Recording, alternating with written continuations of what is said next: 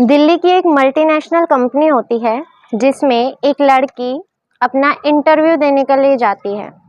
वो इंटरव्यू देने के लिए अपनी बारी का इंतज़ार कर रही होती है कि मेरा नंबर कब आएगा। तभी वहाँ पर एक चपरासी आता है और आकर के कहता है कि मैम आप क्या लेंगी।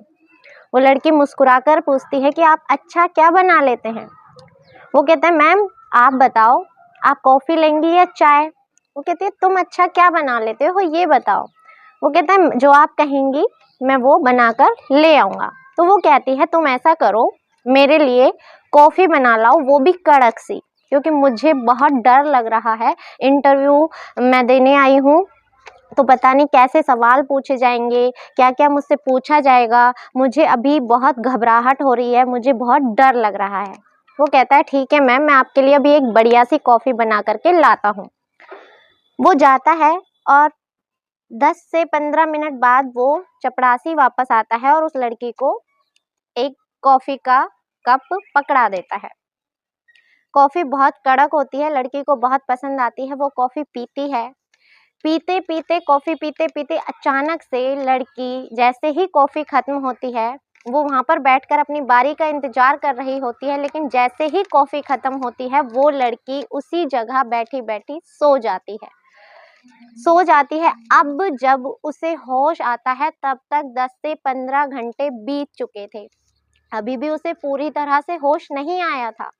वो कुछ समझ नहीं पाती, उसका सर भारी होता है और वो देखती है कि जिस जगह पर वो है वो एक बिस्तर है, एक बेड है, उस पर वो नग्न अवस्था में लेटी हुई है। उसके शरीर पर, उसके जिस्म पर एक भी कपड़ा नहीं है, नाम मात्र का कोई कपड़ा नहीं है। और उसके सामने एक बुजुर्ग व्यक्ति जो खुद भी निर्वस्त्र खड़ा हुआ है, उसके तन पर भी एक भी कपड़ा नहीं है और वो उसके शरीर से, उसके जिस्म से खेलने की कोशिश कर रहा है और उसके साथ अभद्रता कर रहा है। उसे फिर भी कुछ होश नहीं रहता, उसका सर भारी रहता है, उसे सब कुछ धुंधला-धुंधला दिखाई दे रहा होता है। ऐसे ही हैवानियत होती रहती है उस लड़की के साथ। उसके साथ एक जाता है, एक व्यक्ति आता है और उसके साथ हैवानियत करता है, दरिंदगी करता है और आते-जाते रहते हैं। ऐसे ही सिलसिला चलता रहता है। उस लड़की को भूख लगती है तो कोई खाना नहीं देता, पानी माँगती है तो पानी नहीं देता। वो गिड़गिड़ाते हुए कहती है कि कम से कम बदन ढकने के लिए कपड़ा तो दे दो, तो उसे कपड़ा भी नहीं दिया जाता। वो कुछ भी कहती है तो सिर्फ़ उसे मारा जाता है, पीटा जाता है और धमकाया जाता है और उसे बंद करके रखा जाता है। ये एक ऐसी घटना थी जिसकी खबर जब पूरे अखबार के माध्यम से, मीडिया के माध्यम से लोगों को पता लगी तो लोगों के शरीर में थरथरी लग गई। लोगों के पैरों तले ज़मीन खिसक गई कि क्या ऐसा भी वाक़या हो सकता था। एक लड़की जो इतनी पढ़ी-लिखी, इतनी टैलेंटेड थी, उस लड़की के साथ भी ऐसी घटना हो सकती है। नमस्कार, मैं ज्योति गौड़ और आज की सच्ची घटना है राष्ट्रीय राजधानी दिल्ली, उसी का एक थाना लगता है कमला मार्केट में और कमला मार्केट का ही एक इलाका है जीबी रोड और इसी का एक कोठा है, कोठा नंबर 68। वहाँ पर ये लड़की होती है। इसके बाद एक व्यक्ति होता है, वो व्यक्ति एक नंबर पर फ़ोन लगाता है। फ़ोन लगाने के बाद कहता है कि क्या तुम रानी के भाई बोल रहे हो? मैं पहले ही आपको बता दूँ कि इसमें रानी काल्पनिक नाम है, क्योंकि असली नाम लेना ठीक नहीं होगा और ये एक काल्पनिक नाम है आपको कहानी सुनाने के लिए। तो वो व्यक्ति कहता है क्या आप रानी के भाई बोल रहे हैं? वो कहता है हाँ, मैं रानी का भाई बोल रहा हूँ, लेकिन आप उसे कैसे जानते हो? अब वो लड़का बोलता है, वो व्यक्ति जो फ़ोन कर रहा होता है कि मैं अपने बारे में कुछ नहीं बता सकता, मैं कौन हूँ, कहाँ से बोल रहा हूँ, कुछ नहीं बता सकता। लेकिन मैं इतना बता सकता हूँ कि जो तुम्हारी बहन है वो कमला मार्केट का एक जीबी रोड है और जीबी रोड पर एक कोठा है, कोठा नंबर 68। तुम्हारी बहन वहाँ पर कोठे पर है और जाकर के तुम उसे बचा लो। वो कहता है कि तुम उसे कैसे जानते हो? वो व्यक्ति कहता है कि मैं वहाँ पर अक्सर जाता रहता हूँ और मैं उस लड़की से वहाँ पर मिला हुआ हूँ। उसने मुझसे कहा कि मैं तुम्हें फ़ोन लगाऊँ और मैंने तभी तुम्हें जानकारी दी।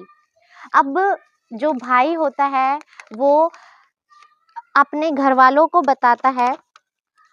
अब ये वाक़या रहा होगा अगस्त 2019 के प्रथम सप्ताह का। अगस्त 2019 के प्रथम सप्ताह का ये वाक़या था। अब उसके पास जब फ़ोन आता है, वो लड़का जो होता है वो अपनी माँ को बताता है, अपने पिता को बताता है कि ऐसे-ऐसे मेरे पास फ़ोन आया है। तो वो व्यक्ति जो भाई होता है वो कहता है कि मैं तुरंत दिल्ली के लिए रवाना हो रहा हूँ कोलकाता से, और मैं अपनी बहन को बचाने के लिए जा रहा हूँ। अब लड़का दिल्ली के लिए रवाना हो जाता है, दिल्ली जाता है, तो उस लड़के को जिस नंबर से उसके पास फ़ोन आया था, करोल बाग का वो व्यक्ति था, वो उसे बार-बार फ़ोन करके रिक्वेस्ट करता है कि आप मेरी मदद कर दीजिए, बस मैं सिर्फ़ आपसे जानकारी और मदद चाहता हूँ, इस मामले में आपको कहीं नहीं घसीटा जाएगा, आपको कोई परेशानी नहीं होगी। वो व्यक्ति मान जाता है और उसे अपने घर बुलाता है। इत्तेफ़ाक से पता चलता है कि वो व्यक्ति भी कोलकाता का होता है। दोनों एक ही जगह के होते हैं और अच्छे से एक ही भाषा जानते हैं, बंगाली भाषा अच्छे से बंगाली बोल लेते हैं। अभी दोनों में वार्तालाप होता है, वो कहता है कि ऐसे-ऐसे वो उस कोठे पर है, मैं उससे मिला हुआ हूँ, उसने मुझसे कहा था कि मेरे भाई तक ये संदेश पहुँचा दो, तो मैंने ऐसे-ऐसे तुम्हें बताया। लेकिन अब आगे जो भी कुछ होता है वो तुम्हें खुद करना होगा। भाई समझ जाता है कि आगे जो भी कुछ करना है वो उसे ही देखना है, कोई इसमें उसकी मदद नहीं करेगा। अब वो सीधा उस कोठे पर पहुँच जाता है ग्राहक बनकर। ग्राहक बनकर पहुँच जाता है, तो वहाँ पर जब पहुँचते हैं तो लड़कियों से मिलने के लिए पहले एक मैनेजर से मिलना होता है। वो जाता है, मैनेजर से बात करता है, वो कहता है कि मैं यहाँ पर कुछ वक़्त बिताना चाहता हूँ, कुछ समय बिताना चाहता हूँ किसी लड़की के साथ, मुझे किसी लड़की को दिखा दीजिए। उसे बहुत सारी लड़कियाँ दिखाई जाती हैं। अब वो सीधा तो बता नहीं सकता कि वो किस इरादे से आया है। अगर वो ऐसा बताता तो उसकी बहन को और उसकी जान को, दोनों को खतरा होता। अब वो उसे 10-15 लड़कियाँ दिखाई जाती हैं, वो एक-एक करके हर लड़की को रिजेक्ट करता रहता है। वो बोलता है ये भी नहीं, ये भी नहीं, ये भी नहीं। अंत में जो वो मैनेजर महिला होती है, वो कहती है कि जो एक लड़की आई है 2 ढाई महीना पहले, उसकी बहुत डिमांड है। ऐसे करो, उसे बुला लाओ, रानी को। तो वो जो दलाल होता है, बुलाने वाला, वो कहता है कि नहीं मैडम, वो नहीं आएगी, उसकी बहुत ज़्यादा डिमांड है और वो ऑलरेडी पहले ही किसी ग्राहक के साथ है और वो ग्राहक उसकी डबल कीमत देने के लिए तैयार है। अब जो वो उसका भाई होता है, वो बोलता है कि ठीक है, उसकी ज़्यादा डिमांड है तो मैं उसी का इंतज़ार करूँगा, उसी के इंतज़ार में मैं बैठा रहता हूँ, मुझे वही लड़की चाहिए। तो मैनेजर कहती है उस लड़की की बहुत ज़्यादा डिमांड है, अगर तुम्हें उसी के लिए इंतज़ार करना है तो कीमत दुगनी देनी होगी। वो बोलता है ठीक है, मैं दुगनी कीमत देने के लिए तैयार हूँ। कुछ समय बाद सामने से कमरा खुलता है, उसमें से एक व्यक्ति बाहर आता है और उसकी बहन बाहर आती है। बहन अपने भाई को देखती है, दोनों की नज़रें एक दूसरे से मिलती हैं। दोनों नज़रों ही नज़रों में कुछ बातें करते हैं और बहन की नज़रें झुक जाती हैं। भाई को देखकर बहुत दुःख होता है, लेकिन वो कोई रिएक्ट नहीं करता और वो उस लड़की के साथ, यानी अपनी बहन के साथ कमरे में चला जाता है और दरवाज़ा बंद कर लेता है।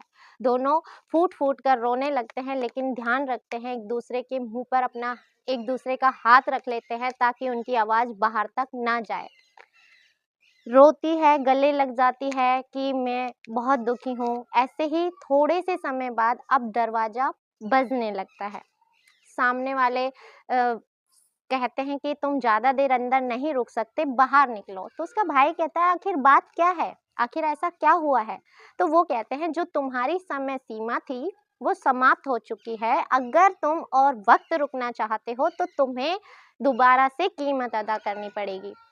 तो वो बोलता है ठीक है, मैं कीमत देने के लिए तैयार हूँ, लेकिन मैं कुछ समय और इसके साथ बिताना चाहता हूँ। वो बोलते हैं ठीक है, हमें मंज़ूर है। अब लड़की कहानी सुनानी शुरू करती है। वो कहती है कि भाई, मैं जहाँ के मल्टीनेशनल कंपनी में जॉब करती थी कोलकाता के में, वहाँ पर मेरी एक दोस्त थी ज्योत्सना करके। वो मेरी बहुत अच्छी दोस्त थी। हम दोनों कलीग्स थे, आपस में एक साथ काम करते थे, तो हमारी दोस्ती अच्छी हो गई। वो हम लोग एक दूसरे के साथ खाना शेयर करते थे, कॉफ़ी साथ पीते थे, टाइम साथ बिताते थे, काम के सिलसिले में एक दूसरे से बातें करते थे। ऐसे करके हम दोनों एक दूसरे के बहुत क्लोज़ आ गए। कुछ समय बाद वो मेरे पास आई और बहुत दुखी होकर रोने लगी। मैंने उससे कारण पूछा तो उसने कहा कि मुझे दिल्ली से एक अच्छी जॉब का ऑफ़र आ रहा है, वहाँ पर सैलरी भी बहुत अच्छी है, लेकिन मेरे माता-पिता मुझे इतनी दूर जाने नहीं दे रहे। तो जो रानी होती है वो पूछती है कि कितनी सैलरी मिल रही है तुम्हें वहाँ पर? तो वो कहती है यहाँ तो सिर्फ़ 30,000 के समथिंग मुझे सैलरी मिल रही है, 30 से 40,000 के बीच में, लेकिन वहाँ का जो पैकेज है वो मुझे 1 लाख पर मंथ सैलरी देने के लिए तैयार है। तो वो कहती है कि मेरी भी सैलरी कम है, क्या वो जॉब मुझे ऑफ़र नहीं हो सकती? तो ज्योत्सना कहती है कि हाँ, क्यों नहीं हो सकती? ऐसे करो, तुम अपना लक आज़मा लो, मैं फिर कभी ट्राई कर लूँगी और अपने माँ-बाप को मना लूँगी, तब मैं जॉब कर लूँगी। तुम उस नौकरी के लिए चली जाओ इंटरव्यू देने के लिए। रमज़ान तुम्हें लेकर के चला जाएगा, तुम वहाँ पर चली जाना। अब 10 जून 2019 को उस लड़की का इंटरव्यू होता है और वो इंटरव्यू देने के लिए दिल्ली पहुंच जाती है। दिल्ली पहुंचने के बाद वो वहाँ पर आती है और आने के बाद उसे कॉफ़ी पिलाई जाती है, कॉफ़ी में नशीला पदार्थ पिलाया जाता है और नशीला पदार्थ देने के बाद उसे यहाँ पर बंद कर दिया जाता है। उसके साथ रोज़ शोषण होता है, बलात्कार होता है, उसे वेश्यावृत्ति के धंधे में धकेल दिया जाता है। अब वो लड़की पढ़ी-लिखी थी, स्मार्ट थी, उसने अच्छी डिग्री हासिल की हुई थी, सुंदर भी थी, तो उसकी डिमांड ज़्यादा बढ़ने लगती है। अब वो जब चीखती-चिल्लाती थी तो उसे नशीले इंजेक्शन दे दिए जाते थे, जिससे वो चीख-चिल्ला ना पाए, अपने होश ना सँभाल पाए। सिर्फ़ अगर उसे होश रहे तो सिर्फ़ उसे उत्तेजित करने वाले, जो उसकी वासना को उत्तेजित कर सकते थे, सिर्फ़ ऐसे ही इंजेक्शन उसको दिए जाते थे। ऐसे ही 2 महीने से ज़्यादा बीत जाता है। अब एक व्यक्ति होता है जो करोल बाग में रहता है, वो व्यक्ति उससे मिलने के लिए आता है। वो लड़की खुद भी बंगाली जानती थी और वो व्यक्ति भी बंगाली जानता था, तो दोनों एक-दूसरे को, वो लड़की ज़्यादा तवज्जो देने लगती है, उसकी ज़्यादा बातचीत सुनती है, उसके साथ अच्छे से बातें करती है, बातें बताती है, उसके कहना मानती है, तो वो व्यक्ति उसके पास 3 से 4 बार जा चुका होता है और उसके साथ शारीरिक संबंध बनाता है। अब धीरे-धीरे दोनों की दोस्ती होती है, दोस्ती होने के बाद वो उससे कहती है, क्या तुम मेरी एक मदद कर सकते हो? वो कहता है, भला कैसी मदद? वो कहती है कि तुम मेरे भाई को फ़ोन लगा कर के मैं यहाँ पर हूँ, सिर्फ़ इतना बता दो। वो कहता है, मैं ऐसा नहीं कर सकता, इस कोठे के लोग पुलिस तक से मिले हुए होते हैं, उनको पता चल गया तो वो मेरी जान ले लेंगे। मैं ऐसा नहीं कर सकता। लेकिन वो लड़की गिड़गिड़ाती है और कहती है कि आप मेरी मदद इस जगह नहीं करेंगे तो कोई नहीं कर सकता। आप अपना नाम मत बताइएगा, पता मत बताइएगा, अपनी पहचान गुप्त रखिएगा, लेकिन आप मेरी मदद कर दीजिए। वो व्यक्ति कहता है ठीक है, और वो व्यक्ति ही उसके भाई को फ़ोन लगाता है। अब वो जो भाई होता है, दरवाज़ा फिर से बाहर से बजता है, वो इतनी ही कहानी सुन पाता है और उससे कहा जाता है कि अब तुम्हारा समय ख़त्म हुआ, अब तुम जाओ। अब वो बाहर आ जाता है, बाहर आने के बाद अब सोचता है कि मैं एक अकेला लड़का दिल्ली जैसे शहर में किसी को जानता नहीं, हाँ, कोई मेरी मदद करेगा या नहीं, क्योंकि हो सकता है पुलिस भी इन सब में मिली हुई हो, मैं सीधा पुलिस स्टेशन भी नहीं जा सकता इस मामले की रिपोर्ट लिखवाने, आखिर मैं करूँ तो क्या करूँ? अब 2-3 दिन बाद वो फिर से ग्राहक बनकर वहीं पहुँच जाता है और कहता है, मुझे रानी से ही मुलाकात करनी है, जिसके लिए मैं दुगनी कीमत देने के लिए भी तैयार हूँ। अब वो वापस से रानी के पास कमरे में पहुँच जाता है और जाकर के कहता है कि अब हम क्या करें? कोई ऐसा रास्ता बताओ कि हम क्या करें? तो रानी बताती है कि तुम यहाँ के महिला आयोग के पास जाओ, मैंने उनके लिए सुन रखा है, तुम वहाँ पर जाओगे तो वहाँ एक ऑफ़िसर हैं स्वाति मालीवाल करके, तुम वहाँ पर जाओ, वो तुम्हारी मदद ज़रूर करेंगी। मैंने किसी से सुना था कि वो यहाँ की मासूम जो लड़कियाँ बंद हो जाती हैं, आ जाती हैं, किसी तरह से फँस जाती हैं, तो वो उन्हें निकालने में मदद करती है। अब वो भाई बाहर आता है, बाहर आने के बाद सीधा महिला आयोग में पहुँच जाता है। महिला आयोग पहुँचने के बाद वो जैसे ही अंदर जाता है तो वहाँ एक महिला बैठी होती है जिनका नाम होता है किरण नेगी। किरण नेगी से मिलता है और उसे सारी घटना सुनाता है। कहता है कि ऐसे-ऐसे मेरी बहन इंटरव्यू देने गई थी, उसे ऐसे-ऐसे दवा दिला कर के कमला मार्केट का जो जीबी रोड है, जीबी रोड का जो कोठा नंबर 68 है, उसमें मेरी बहन को रखा हुआ है और मैं खुद ग्राहक बनकर वहाँ गया था, उससे मिलकर आया हूँ। इस बात में कोई शक नहीं है कि मेरी बहन को वहाँ रखा गया है और पिछले 2 ढाई महीने से उसका लगातार बलात्कार हो रहा है, उसका शोषण किया जा रहा है। वो कहती है रुको, मैं अपनी मैम से बात करती हूँ। वो स्वाति मालीवाल को फ़ोन लगाती है और सारी घटना बताती है कि इसमें कोई गुंजाइश नहीं है कि ये गलत बोल रहा है, क्योंकि वो खुद जाकर के अपनी बहन से मिल कर के आया है।